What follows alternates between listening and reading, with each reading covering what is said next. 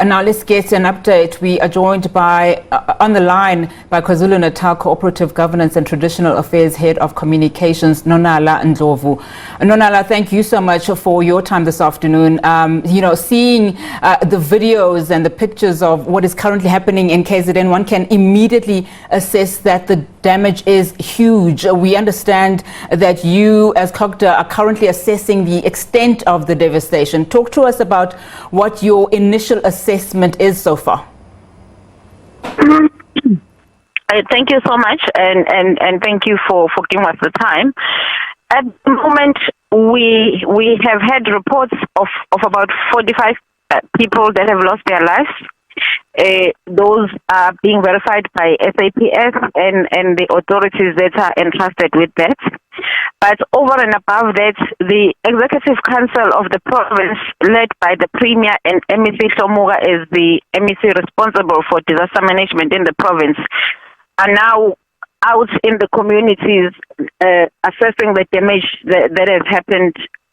So far, we haven't consolidated the figures, but we are overwhelmed. It's such a huge devastation at the moment. The cabinet will be convening in the next few hours, and they will be receiving reports from the various officials that are on the ground at the moment, so that we start consolidating some of the figures in terms of what has happened thus far, because we know that in some of the areas, the rain is still continuing, particularly the South African Weather Service has told us that in the Ugu district, the rains are still continuing. But thank God for now, in eThekwini, the rain has subsided, but the devastation is just huge. It's not even affecting just your informal dwellings anymore.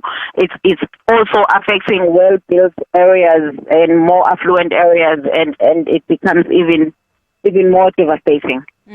Now, you talk about being overwhelmed. Earlier, the mayor of eThekwini, Mayor Kaunda, held a press briefing where he asked COGTA for maybe some form of assistance by bringing in the SANDF. We also understand that your rescue teams have been deployed across various hotspots.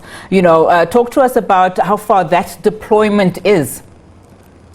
Well, the SANDF has been called in to assist, particularly with rescue and evacuation efforts, because there's quite a substantial amount of structural damage to houses and people needing to be evacuated, and a number of areas since yesterday were waterlogged, although the water is now subsiding and some roads that were previously not passable are now passable.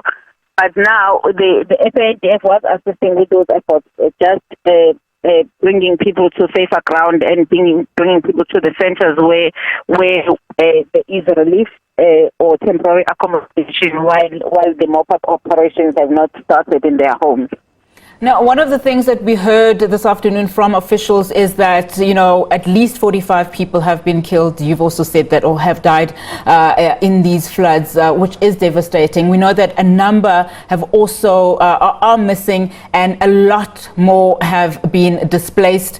You've mentioned that Premier Sihle Zikalala will be briefing or holding a special cabinet meeting today at 5 p.m. What are his initial comments around what he's seeing, and just some of those reports that have been submitted to him?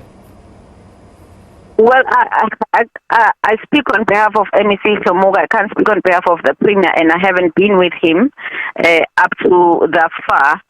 But all that we are hearing from our executive council members is that we really need to step up, and we really need to go out there, and all the MECs have rolled up their sleeves and they are ready to go out and assist wherever we can. And they've actually commanded us as the officials to really do all that we can and be mindful that this is an emergency and it's not business as usual. So one of the things that the mayor mentioned in his briefing, in I suppose his quest to just look for support was that he mentioned that a helicopter from the Western Cape was going to be dispatched to eThekwini to just help with, disaster management and help the unit itself. Not too long ago, in fact, last year, we know that the disaster management unit in KZN was criticized for lack of resourcing, etc. Are you well resourced? Do you have other help and assistance coming in from other quarters? Well, we are constantly mobilizing.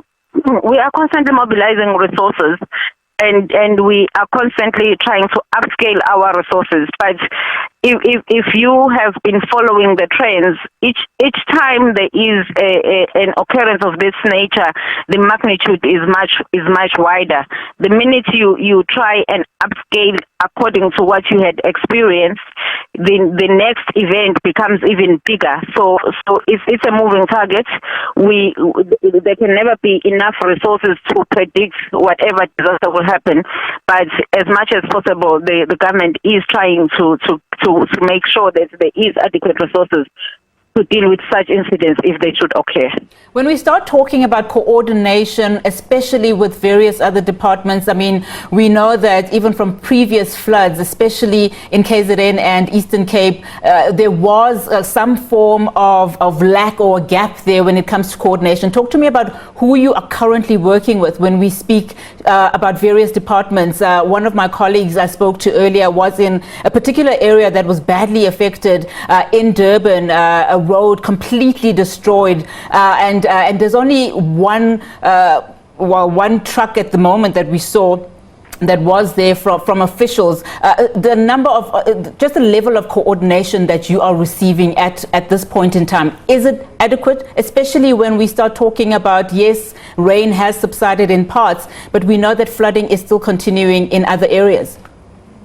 Well, the level of coordination it has substantially grown now that people are able to move around. The Interministerial Committee has convened earlier today, and that Interministerial Committee comprises of a number of MECs, and that also means that the officials that work with those MECs are working together, and we have also been working with people from eThekwini, because the most of the devastation is in eThekwini, but we're also coordinating with the other districts and other municipalities where there is where there are people who are affected, even if it is to a lesser degree.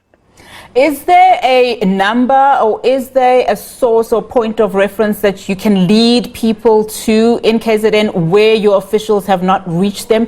Because we do understand the devastation is vast and not everybody can be helped at the same time.